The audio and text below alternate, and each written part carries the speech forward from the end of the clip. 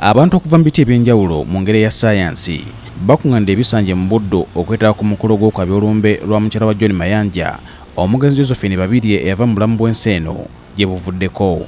John Mayanja mutabani wa Katikkiro Charles Peter Mayiga, era ku mukolo gw'okwabyolumbe luno Kamalabyonna yabadde omugenyi omukulu nga werekeddwako mukyala we Margaret Mayiga n'abantu abalala.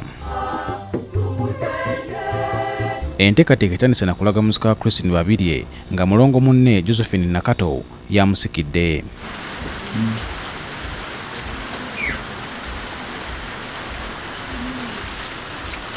Omusika bamaze okwanjulwa, ekitambiro kya misa ne kitandika nga kikulembeddwa mu bwana mukulu w'ekigo ky'e Kabuwoko, Reverend Father Expedit Kitto, era bw'abadde abuulira alaze obwennyamivu olw'abantu abakoonaganya obuwangwa n'eddiini.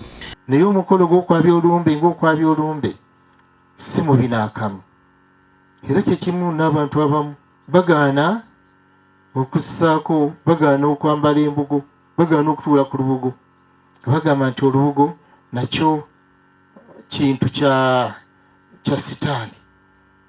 Olubugo kyambalo ky'abajjajjaffe era tukiwa ekitiibwa, ate n'abazungu nabo baluwa ekitiibwa era bingi bye balulowoozaamu.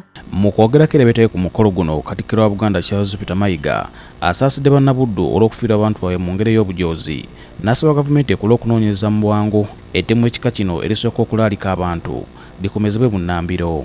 Ababaka ba Paalamenti baakwatiddwa, abantu bayinza kulowooza ki mu mbeera eyo? Ebyobufuzi bwe biyingizibwa mu kunoonyereza ku bumenyi bw'amateeka bitabangula butabanguzi nsonga, era kiwa n'abamenyi b'amateeka bali bennyini be tunoonya omwagaanya okutoloka. Abantu babatema amajambiya nti ate ebibiina bya bufuzi, olwo akwata ejjambiya n'atema yali taafune waayitira n'adduka.